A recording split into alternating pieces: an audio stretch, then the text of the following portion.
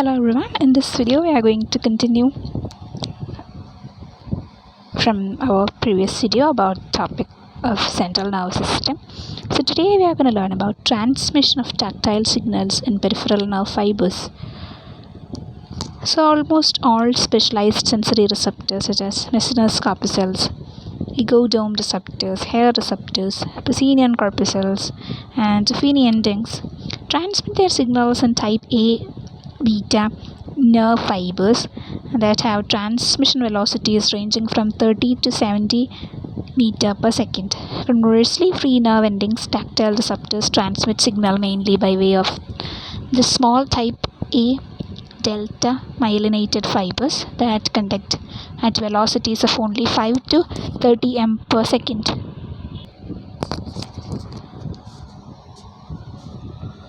Some tactile free nerve endings transmit by way of type C unmyelinated fibers at velocities from a fraction of a meter up to 2 meter per second.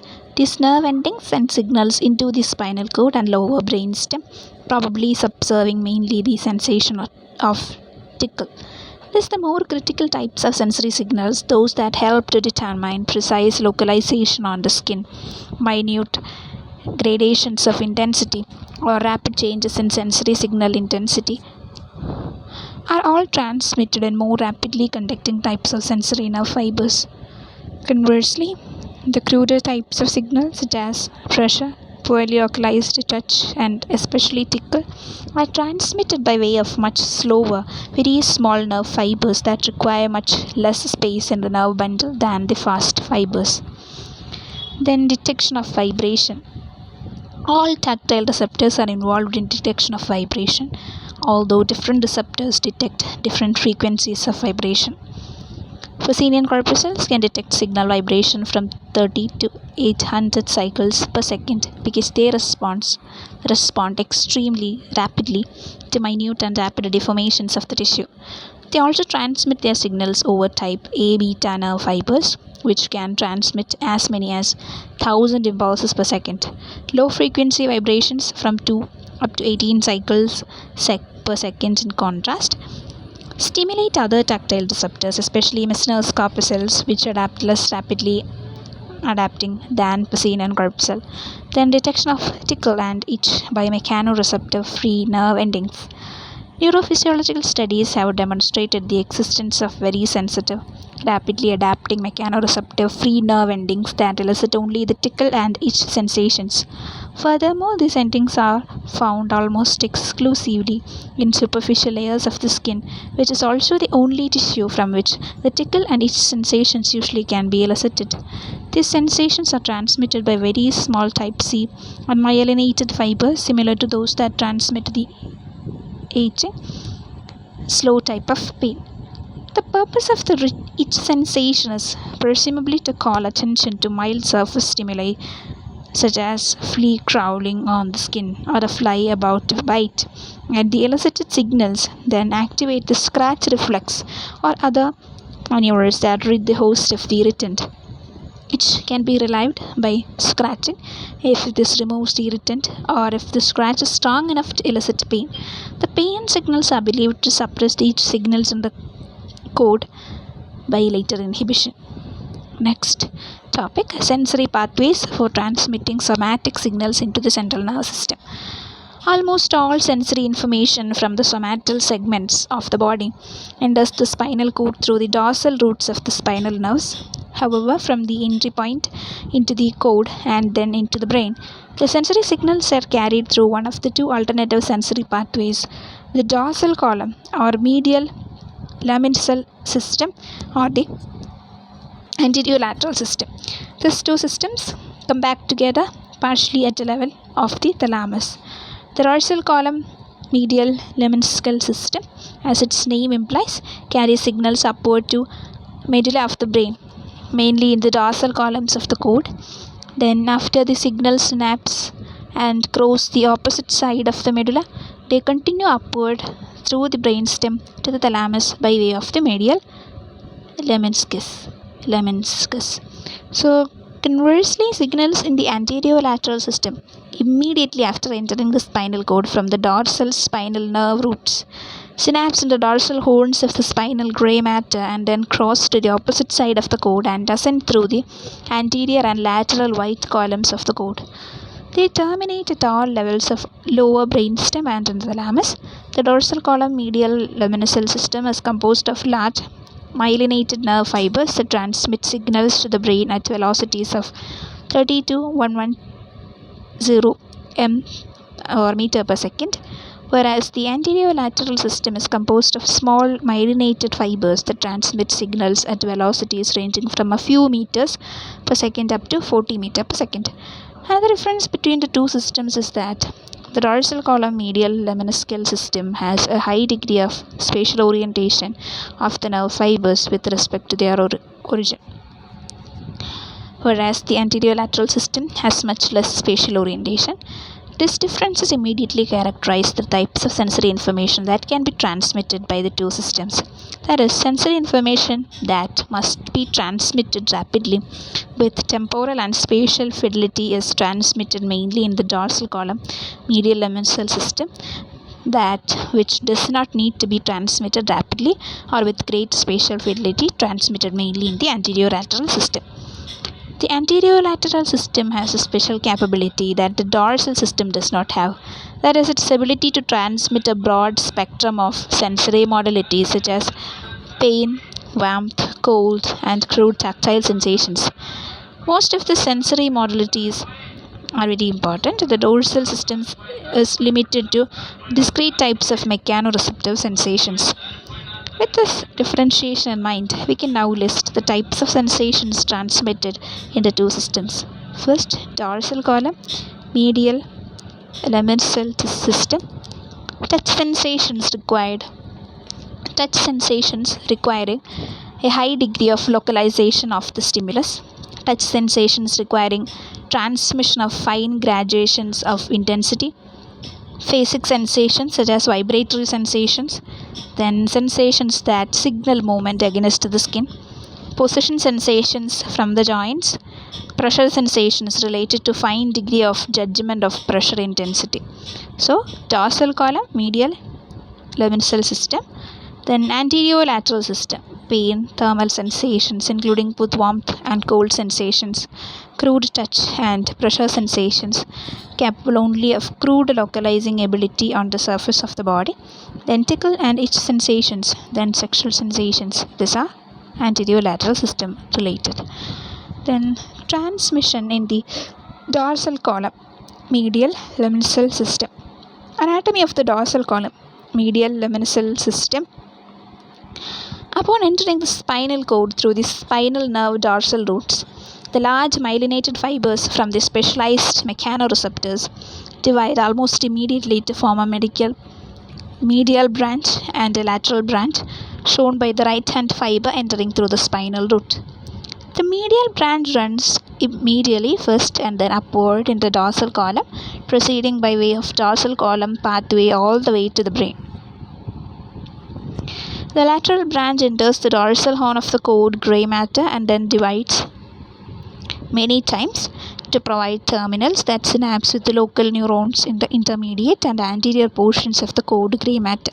So when we look at the cross section of spinal cord showing the anatomy of the cord gray matter and representing sensory tracts in the white columns of the spinal cord, we could see regions like tract of Lisner and spinocerebral cervical tract, then dorsal spinocerebellar tract, then ventral spinocerebellar tract, then spinal nerve,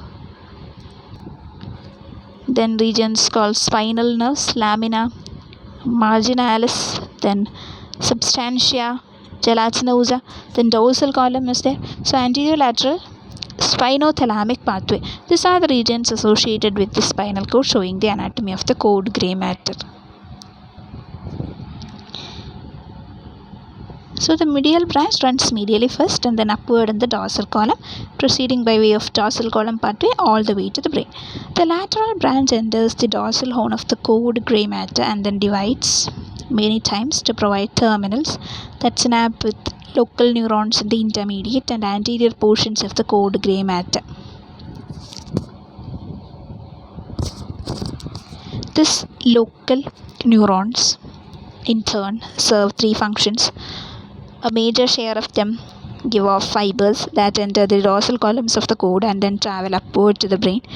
Many of their fibers are very short and terminate locally in the spinal cord gray matter to elicit local spinal cord reflexes, and others give rise to the spinocerebellar tracts and in relation to function of cerebellum. Next, dorsal column, medial lemniscal pathway. Note that nerve fibers entering the dorsal columns pass uninterrupted up to the dorsal medulla, where they synapse in the dorsal column nuclei. They cunate and so the dorsal column. Then from there, second order neurons recusate immediately to the opposite side of the brainstem and continue upward through the medial lemniscus to the thalamus. And this pathway through the brainstem, each medial lemnis is joined by additional fibers from the sensory nuclei of the trigeminal nerve. These fibers subserve the same sensory functions for the head that the dorsal column fibers subserve for the body. In the thalamus, the medial lemniscal fibers terminate in the thalamic sensory relay area called the ventrobasal complex. From the ventrobasal complex, third order nerve fibers project mainly to the postcentral gyrus of the cerebral cortex, which is called somatic sensory area 1. These fibers also project to a smaller area in the lateral parietal cortex called somatic sensory area 2.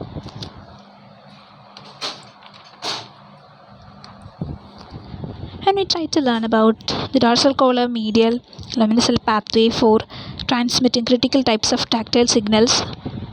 We could see regions like cortex, then internal capsule, then ventrobasal complex of thalamus, then midbrain will be there, medial lemniscus, then medulla oblongata, then lower medulla oblongata, dorsal column nuclei, ascending branches of dorsal root fiber which lead to hand, then dorsal root and spinal ganglion lead to toes. Sensations related to toes. So then spatial orientation of the nerve fibers in the dorsal column medial lemniscal system. One of the distinguishing features of the dorsal column medial lemniscal system is a distinct spatial orientation of nerve fibers from the individual parts of the body that is maintained throughout. For instance, in the dorsal columns of spinal cord, the fibers from the lower parts of the body lie toward the center of cord, whereas those that enter the cord at progressively higher segmental levels from successive layers laterally.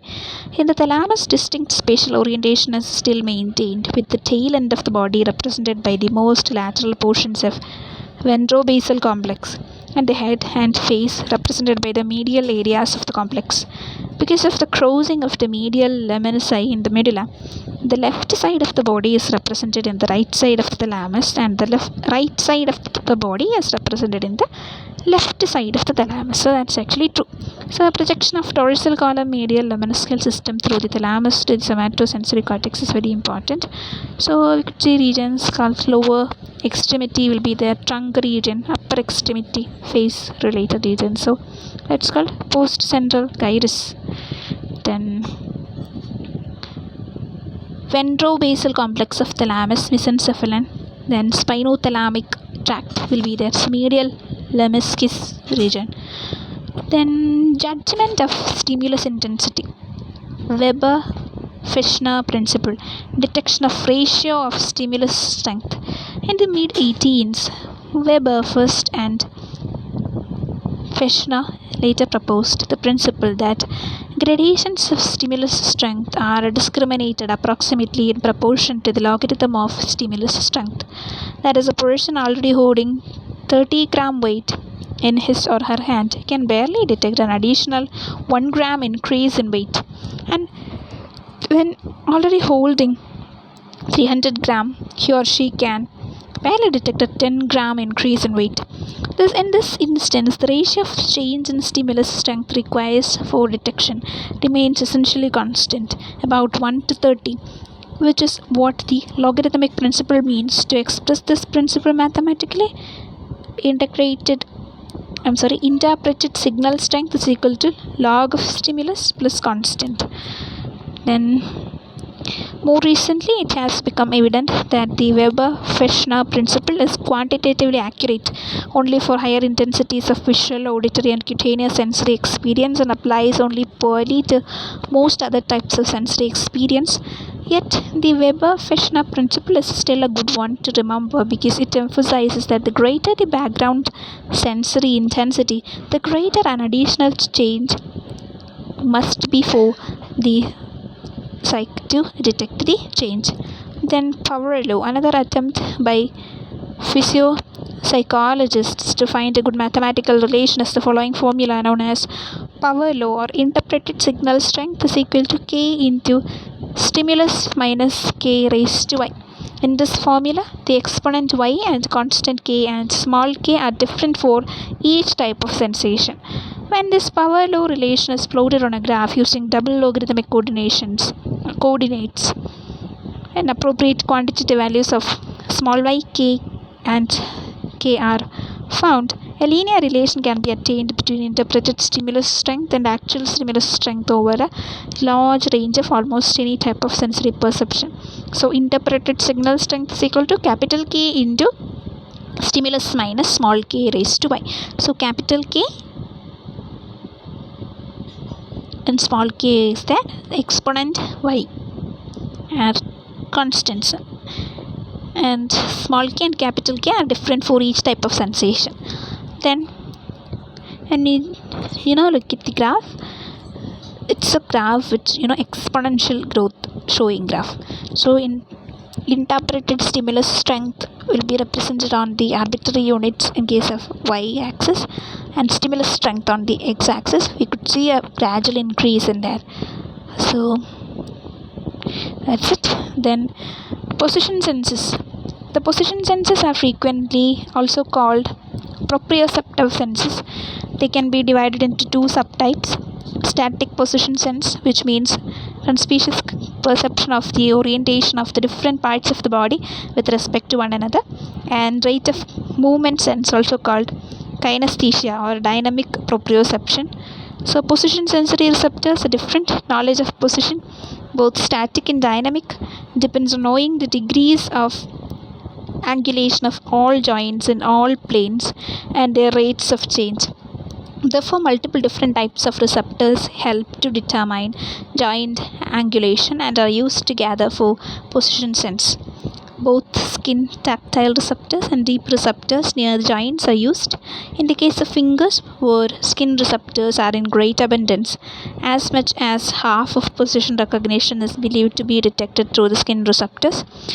Conversely, for most of the larger joints of the body, deep receptors are more important. For determining joint agglutination and mid-ranges of motion, the muscle spindle are among the most important receptors, the muscle spindles. They are also exceedingly important in helping to control muscle movement. When the angle of joint is changing, some muscles are being stretched while others are loosened, and the net stretch information from the spindles is transmitted into the computational system of the spinal cord and higher regions of the dorsal column system for deciphering joint agglutinations. At the extremes of joint agglutination, stretch of the ligaments and deep tissues around the joints is an additional important factor in determining position. Types of sensory endings used for this are the Pacinian corpuscles, Ruffini endings, and receptors similar to the Golgi tendon receptors found in muscle tendons. The Pacinian corpuscles and muscle spindles are especially adapted for detecting rapid rates of change. It is likely that these are the receptors most responsible for detecting rate of movement. Then transmission of less critical sensory signals in the anterolateral pathway. The anterolateral pathway for transmitting sensory signals up the spinal cord and into the brain, in contrast to the dorsal column pathway, transmits sensory signals that do not require highly discrete localizations of the spinal source and do not require discriminations of fine gradations of intensity. These types of signals include pain, heat, cold, crude tactile, tickle, itch, and sexual sensations. Then anatomy of the anterolateral pathway. The spinal cord anterolateral fibers originate mainly in dorsal horn laminae 1, 4, 5, and 6. These laminae are where many of the dorsal root sensory nerve fibers terminate after entering the cord. Then anterolateral fibers cross immediately in the anterior commissure of the cord to the opposite anterior and lateral white columns, where they turn upward toward the brain by way of anterior spinothalamic and lateral spinothalamic tracts. The upper terminus of two spinothalamic tracts is mainly twofold throughout the reticular nuclei of the brainstem and in two different nuclear complexes of the thalamus and ventrobasal complex and the intralamina nuclei. In general, the tactile signals are transmitted mainly into the ventrobasal complex, terminating in some of the same thalamic nuclei where the dorsal column tactile signals terminate. From here, the signals are transmitted to the somatosensory cortex along with the signals from the dorsal columns. Then conversely, only a small fraction of the brain signals project directly to the ventrobasal complex of the thalamus.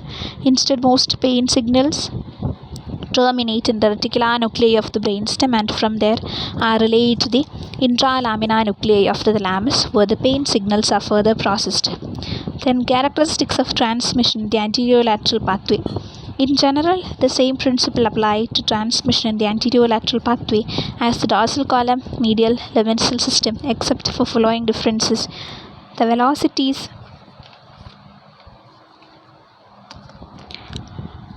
of transmission are only 1/3 to 1/2 of those in the dorsal column medial leventhal system, ranging from 8 and 40 per second, and the degree of spatial localization of signals is poor. The gradations of intensities are also far less accurate, with most of the sensations being recognized in 10 to 20 gradations of strength rather than as many as 100 gradations for the dorsal column system, and the ability to transmit rapidly changing or rapidly repetitive signals is poor. Thus, it is evident that the anterolateral system is a cruder type of transmission system than the dorsal column medial lemniscal system. Even so, certain modalities of sensation are transmitted only in this system and not at all in the dorsal column medial leventhal system. They are pain, temperature, tickle, itch, and sexual sensations in addition to crude touch and pressure.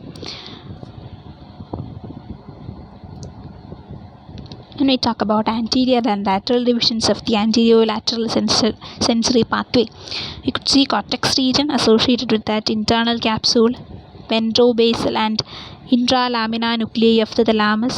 Then spino-mesencephalic tract will be there. Lateral divisions of the anterolateral pathway.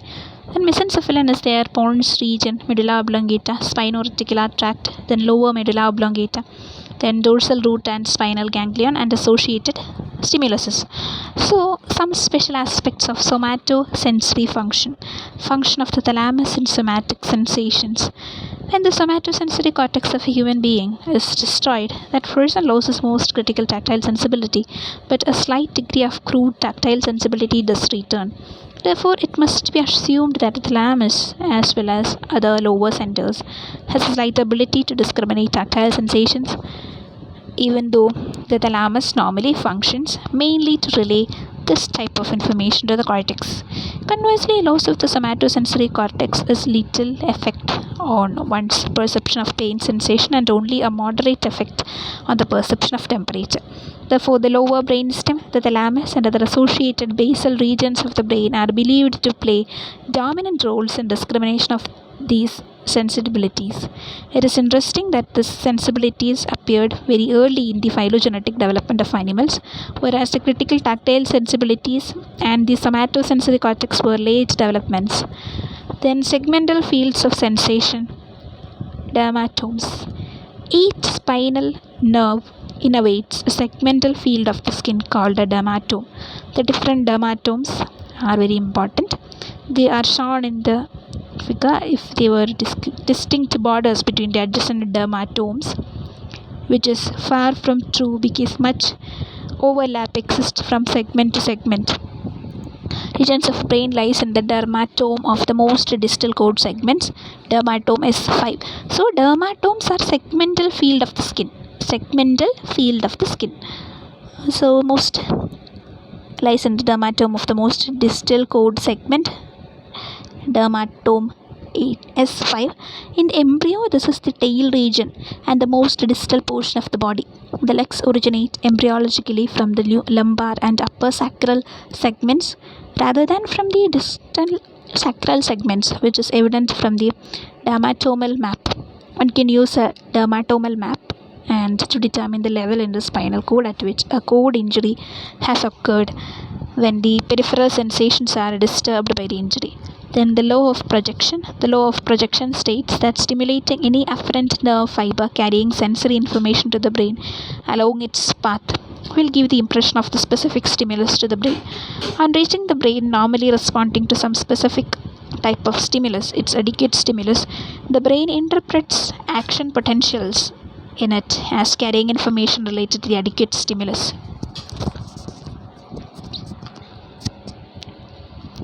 So there are many dermatomes or segmental field of the skin. Dermatomes. So these are segment fields of sensation. Then the law of projection. The law of projection states that stimulating any afferent nerve fiber carrying sensory information to the brain along its path will give the impression of the specific stimulus to the brain. On reaching the brain, normally responding to some specific type of stimulus as adequate stimulus, the brain interprets action potential in it carrying information related to adequate stimulus. Now we are going to learn about some other topics related to this, like pain and temperature. So this is a separate section, but this section comes under the central nervous system as it's related to pain and temperature perception, things related to that. So learning objectives include describe the theories of pain, describe the pathways of pain transmission, describe the pain suppression mechanism, explain referred pain and visceral pain, and describe the transmission of thermal sensations. So when we try to learn this topic, we need to know some technical terms or jargons related to this topic, like hyperalgesia. Hyperalgesia as an increased sensitivity to pain. Then neospinothalamic tract, the evolutionarily newer pain pathways carrying sharp, fast pain sensations in the anterior lateral tract. Then nociception, the neural process of detecting and processing noxious stimuli. Then paleospinothalamic tract, the evolutionarily older pathway carrying diffuse slow pain sensations in the anterior lateral tract. So many ailments of the body cause pain. Furthermore, the ability to diagnose different diseases depends to a great extent on a physician's knowledge of different qualities of pain. For these reasons, the first part of this chapter is devoted mainly to pain and to the physiological basis of some associated clinical phenomena. Then pain occurs whenever tissues are being damaged and it causes the individual to react to remove the pain stimulus. Even such simple activities as sitting for a long time on the ischium can cause tissue destruction because the lack of blood flow to the skin where it is compressed by the weight of the body. When the skin becomes painful as a result of ischemia, the person normally shifts weight subconsciously. However, a person who has lost the pain sense, as after spinal cord injury, fails to feel the pain and therefore fails to shift. This situation soon results in total breakdown and desquamation of the skin at the areas of pressure. Then types of pain and their qualities. Fast pain and slow pain. Pain has been classified into two major types, fast pain and slow pain. Fast pain is felt within about 0.1 second after a pain stimulus is applied, whereas slow pain begins only after 1 second or more and then increases slowly over many seconds and sometimes even minutes. During the course of this chapter, we shall see that the conduction pathways for these two types of pain are different and that each of them has specific qualities. So fast pain is also described by many alternative names such as sharp pain, pricking pain, acute pain and electric pain. This type of pain is felt when a needle is stuck into the skin when the skin is cut with a knife or when the skin is acutely burnt.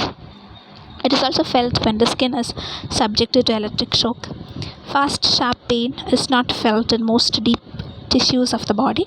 Slow pain also goes by many names such as slow burning pain, aching pain, throbbing pain, nauseous pain, and chronic pain.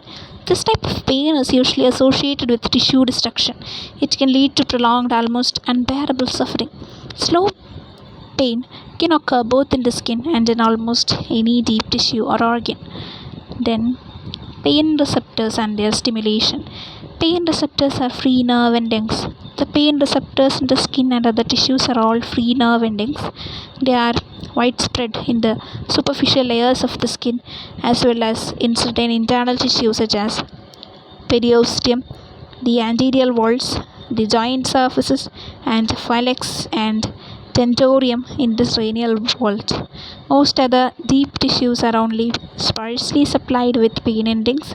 Nevertheless, any widespread tissue damage can summate to cause the slow chronic aging type of pain in most of these areas. Three types of stimuli excite pain receptors like mechanical, thermal, and chemical. Pain can be elicited by multiple types of stimuli, which are classified as mechanical, thermal, and chemical pain stimuli.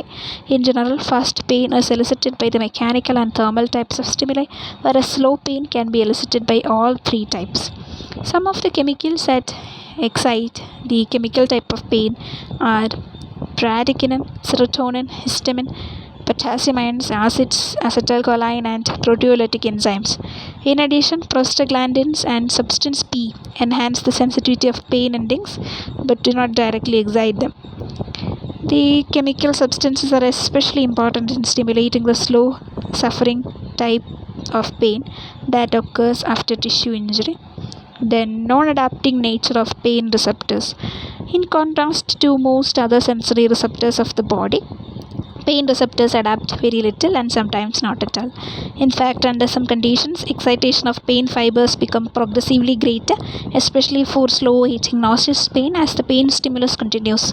This increase in sensitivity of pain receptors is called hyperaglasia.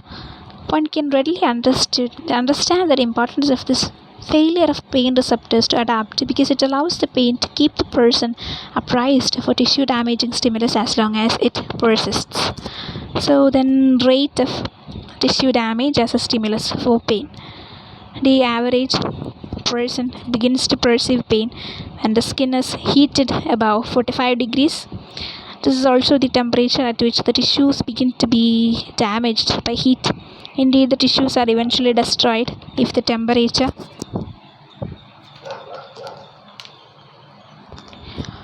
remains above the level indefinitely. Therefore, it is immediately apparent that pain resulting from heat is closely correlated with the rate at which damage to the tissue is occurring and not with the total damage that has already occurred. The intensity of pain is also closely related with the rate of tissue damage from causes other than heat, such as bacterial infection, tissue ischemia, tissue constriction, and so forth. Then, special importance of chemical pain stimuli during tissue damage. Extracts from damaged tissue cause intense pain when injected beneath the normal skin. Most of the chemicals listed earlier that excite the chemical pain receptors can be found in these extracts. One chemical that seems to be more painful than others is bradykinin. Researchers have suggested that bradykinin might be the agent most responsible for causing pain and tissue damage. Also, the intensity of the pain felt correlates with the local increase in potassium ion concentration or the increase in proteolytic enzymes that directly attack the nerve endings and excite pain by making the nerve membrane more permeable to ions. Then, tissue ischemia as a cause of pain. When blood flow to a tissue is blocked, the tissue often becomes very painful within a few minutes. The greater the rate of metabolism of the tissue, the more rapidly the pain appears. For instance, if a blood pressure cuff is placed around the upper arm and inflated until the arterial blood flow ceases, exercise of forearm muscle sometimes can cause muscle pain within 40 to 20 seconds. In the absence of muscle exercise, the pain may not appear for 3 to 4 minutes, even though the muscle blood flow remains zero. So one of the suggested causes of pain during ischemia is accumulation of large amounts of lactic acid in the tissues formed as a consequence of anaerobic metabolism without oxygen. So it is also probable that other chemical agents such as bradykinin and proteolytic enzymes are formed in the tissue because of cell damage, and that these, in addition to lactic acid, stimulate the pain nerve endings. Then muscle spasm as a cause of pain. Muscle spasm is also a common cause of pain, and it is the basis of many clinical pain syndromes. This pain probably results partially from the direct effect of muscle spasm in stimulating mechanosensitive brain receptors, but it might also result from the indirect effect of muscle spasm to compress the blood vessel and cause ischemia. The spasm also increased the rate of metabolism in the muscle tissue, thus making the relative ischemia even greater, creating ideal conditions for the release of chemical pain-inducing substances. Then dual pathways for transmission of pain signals into the central nervous system. Even though all pain receptors have free nerve endings, these endings use two separate pathways for transmitting pain signals into the central nervous system. The two pathways mainly correspond to the two types of pain: the first sharp pain pathway and slow chronic pain pathway.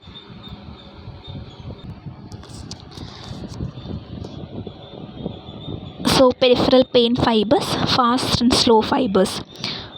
The fast, sharp pain signals are elicited by either mechanical or thermal pain stimuli. They are transmitted in the peripheral nerve to the spinal cord by small type A alpha fibers at velocities between 6 and 13 m per second. Conversely, the slow chronic type of pain is elicited mostly by chemical types of pain stimuli, but sometimes by persisting mechanical or thermal stimuli. The slow chronic pain is transmitted to the spinal cord by type C fibers at velocities between 0.5 and 2 meter per second.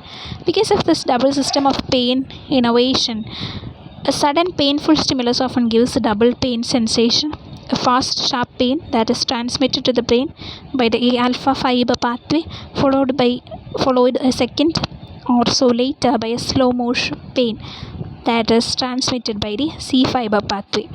The sharp pain uprises the important role in making the person react immediately to remove himself or herself from the stimulus. The slow pain tends to become greater over time. The sensation eventually products intolerable pain and makes the person keep trying to relieve the cause of the pain. Upon entering the spinal cord from the dorsal spinal root, the pain fibers terminate on relay neurons in the dorsal horn. Here again, there are two systems for processing the pain signals on way to the brain. Then dual pain pathways in the cord and brainstem. The neospinothalamic tract and the paleospinothalamic tract. Upon entering the spinal cord, the pain signals take two pathways to the brain through the neospinothalamic tract and then paleospinothalamic tract. Then neospinothalamic tract for fast pain.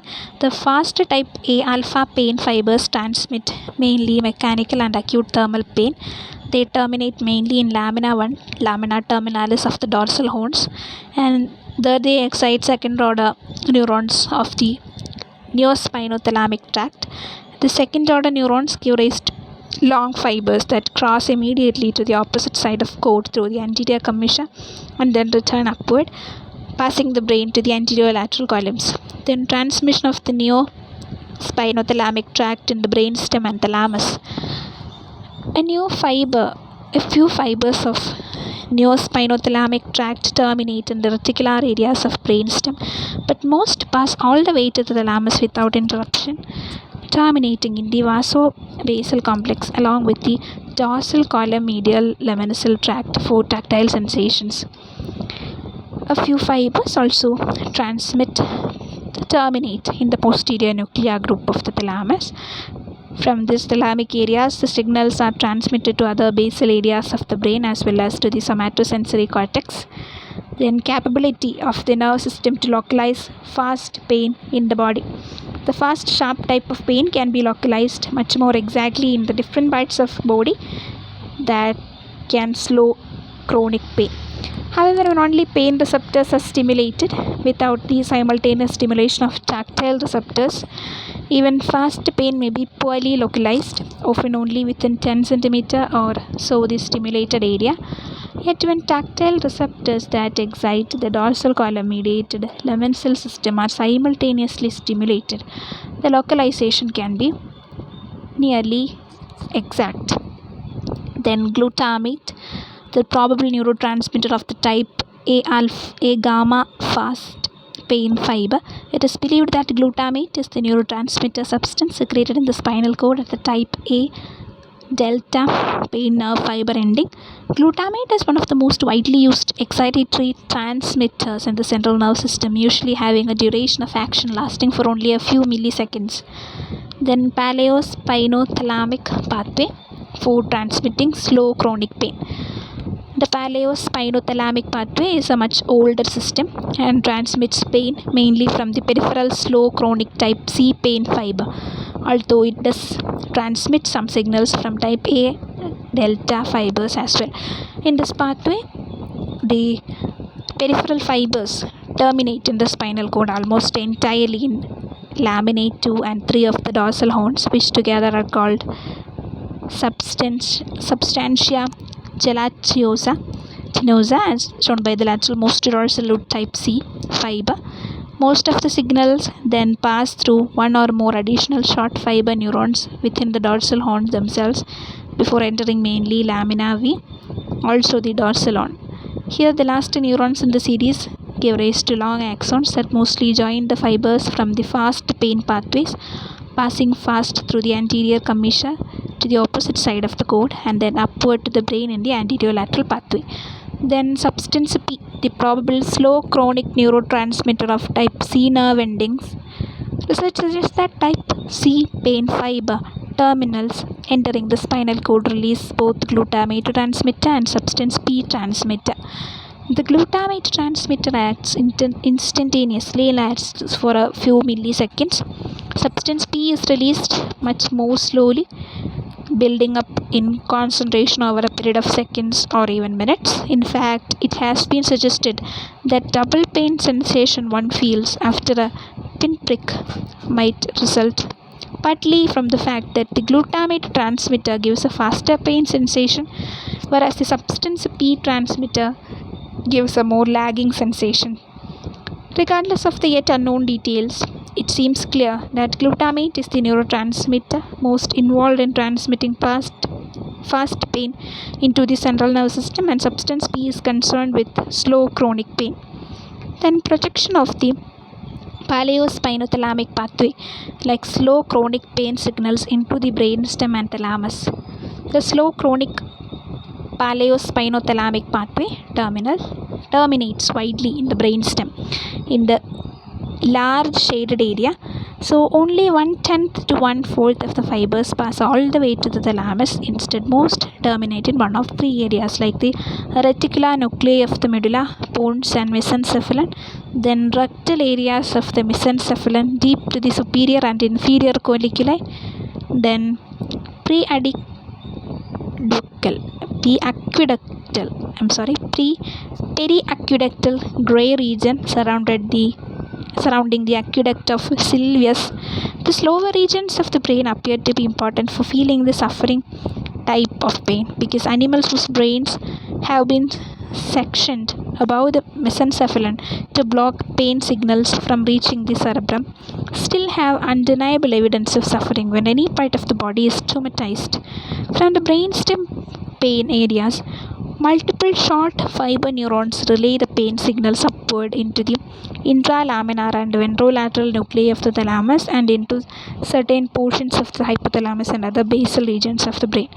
Then poor capability of the nerve system to precisely localize the source of pain transmitted in the slow chronic pathway. Localization of pain transmitted by way of paleospinothalamic pathway is imprecise. For instance, slow chronic pain can usually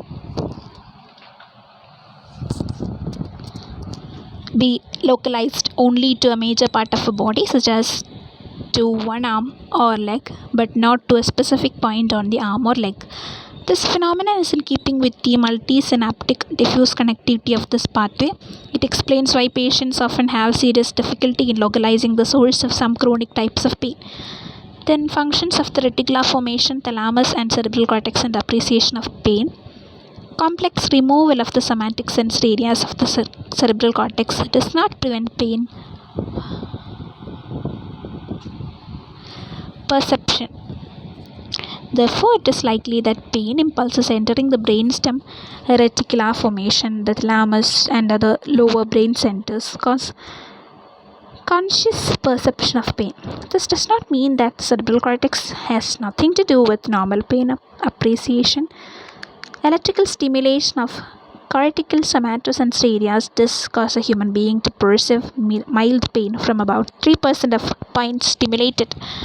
However, it is believed that the cortex plays an especially important role in interpreting pain quality, even though the pain perception might be principally the function of lower centers. Then special capability of pain signals to arouse overall brain excitability. Electrical stimulation in the reticular areas of brainstem and the intralaminar nuclei of the thalamus, the areas where the slow suffering type of pain terminates, has a strong arousal effect on nerve activity throughout the entire brain.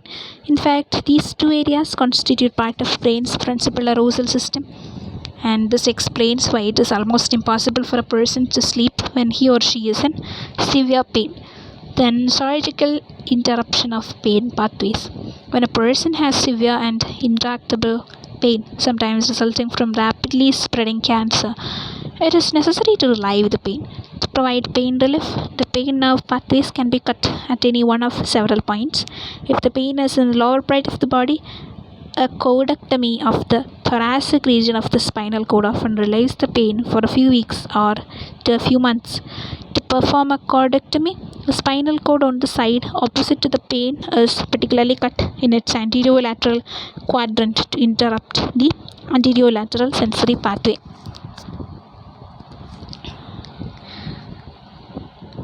A cordectomy is not always successful in relieving pain for two reasons. First, many pain fibers from the upper part of the body do not cross to the opposite side of the spinal cord until they have reached the brain, and the cordectomy does not transect these fibers. Second, pain frequently returns several months later, partly as a result of sensitization of other pathways that normally are too weak to be effectual, and sparse pathways in the dorsolateral cord. Another experimental operative procedure to relieve pain is to be cauterize specific pain areas in the intralaminar nuclei in the thalamus, which often relieves suffering type of pain while leaving intact one's appreciation of acute pain, an important protective mechanism. Then pain suppression or analgesia system in the brain and spinal cord. We know analgesics, these are drugs used to suppress pain. So analgesia is a pain suppression.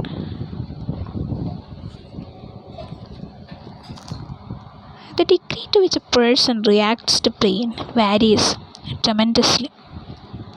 This variation results partly from a capability of a brain itself to suppress input of pain signals to the nerve system by activating a pain control system called analgesia system.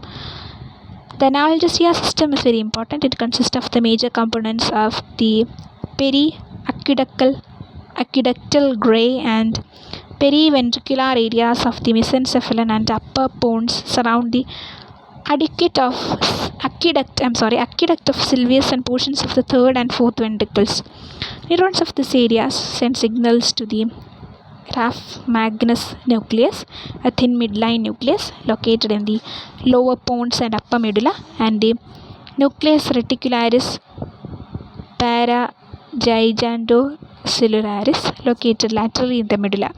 From this nucleus, second order signals are transmitted down the dorsolateral columns in the spinal cord to a pain inhibitory complex located in the dorsal horns of the spinal cord. At this point, the analgesia signals can block the pain before it is relayed to the brain. So, analgesia system of the brain and spinal cord.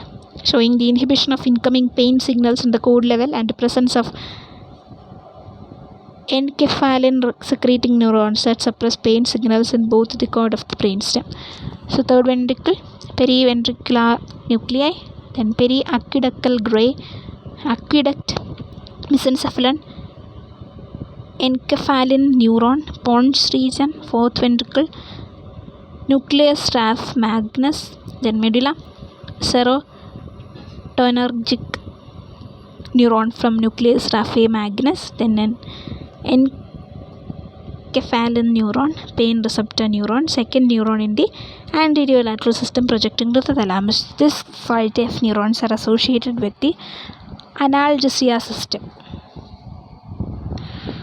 So when we talk about neurons from these areas send signals to the raphe magnus nucleus, a thin midline nucleus located in the lower pons and upper medulla, and the nucleus reticularis paragigantocellularis located laterally in the medulla. From this nuclei, second order signals are transmitted down the dorsolateral columns in the spinal cord to a pain inhibitory complex located in the dorsal horns of spinal cord. At this point, the analgesia signals can block the pain before it is relayed to the brain. Electrical stimulation either in the periaqueductal gray area or the raphe magnus nucleus can suppress many strong pain signals entering by way of dorsal spinal roots. Also, stimulation of areas at still higher levels of brain can excite the periaqueductal gray area, can suppress pain. Some of these areas are periventricular nuclei in the hypothalamus, lying adjacent to the third ventricle, and to a lesser extent the medial forebrain bundle, also in the hypothalamus. Several transmitter substances are involved in the analgesia system. Especially involved are enkephalin and serotonin. Many nerve fibers derived from the periventricular nuclei and from the periaqueductal gray area secrete enkephalin at their endings. Endings of these fibers in the raphe magnus nucleus release enkephalin when stimulated. So fibers originating this area send signals to the dorsal horns of spinal cord to secrete serotonin at their endings. The serotonin causes local cord neurons to secrete enkephalin as well. The enkephalin is believed to cause both presynaptic and postsynaptic inhibition of incoming type C and type A delta pain fibers where they synapse in the dorsal horns. Thus, the analgesia system can block pain signals at the initial entry point to the spinal cord. In fact, it can also block many local cord reflexes that result from pain signals, especially with Joule reflexes. Then, brain's opiate system, endorphins and enkephalins. More than 40 years ago, it was discovered that injection of minute quantities of morphine either into the periventricular nucleus around the third ventricle or into the periaqueductal gray area of the brainstem cause an extreme degree of analgesia. In subsequent studies, morphine-like agents, mainly the opiates, have been found to act at many other points in the analgesia system, including the dorsal horns of spinal cord, because most drugs that alter excitability of neurons do so by acting on synaptic receptors. It was assumed that the morphine receptors of the analgesia system must be receptors for some morphine-like neurotransmitter that is naturally secreted in the brain. Therefore, an extensive search was undertaken for the neuronal opiate of the brain. About a dozen such opiate-like substances have now been found at different points of the nerve system. All the breakdown products of 3 large protein molecules like propiomelanocortin, then proenkephalin and prodynorphin. Among the more important of these opiate-like substances are beta endorphin, met enkephalin, leu enkephalin and diamorphin. The two enkephalins are found in the brainstem and spinal cord in the portions of analgesia system described earlier, and beta endorphin is present in both the hypothalamus and the pituitary gland. Then dynorphin is found mainly in same areas as the enkephalin but in much lower quantities. So thus, although the details of a brain's opiate system are not completely understood, activation of the analgesia system by nerve signals entering the periaqueductal gray and periventricular areas or inactivation of pain pathways by morphine-like drugs can almost totally suppress many pain signals entering through the peripheral nerves. So, inhibition of pain transmission by simultaneous tactile sensory signals. Another important event in the saga of pain control was the discovery that simultaneous stimulation of large type A beta sensory fibers from peripheral tactile receptors can depress transmission of pain signals from the same body area. This effect presumably results from local lateral inhibition in the spinal cord.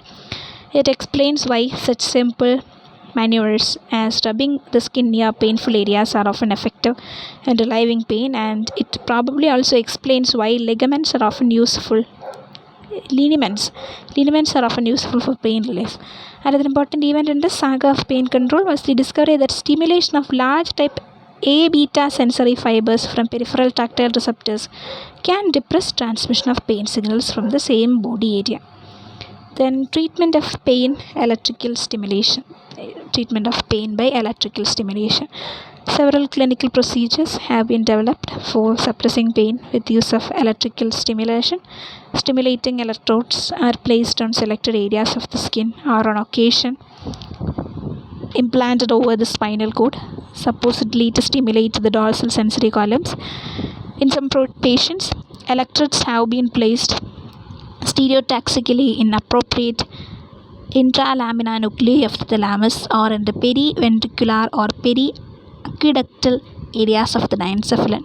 The patient can then personally control the degree of stimulation. Dramatic relief has been reported in some instances. Also, pain relief has been reported to last for as long as 24 hours only after a few minutes of stimulation. Then next, referred pain. Often a person feels pain in a form of body that is fairly remote from the tissue causing the pain. This phenomenon is called referred pain. For instance, pain to one of the visceral organs often is referred to as an area on the body surface. Knowledge of the different types of referred pain is important in clinical diagnosis because it may, in many visceral ailments, the only clinical sign is referred pain. Then let's learn about mechanism of referred pain. Probable mechanism by which most pain is referred. Branches of visceral pain fibers are in the synapse in the spinal cord on the same second order neuron that receive pain signals from the skin. When the visceral pain fibers are stimulated, pain signals from the viscera are conducted through at least some of the same neurons that conduct pain signals from the skin, and the person has a feeling that the sensations originate in the skin. A detailed explanation of visceral pain will be done in the next video.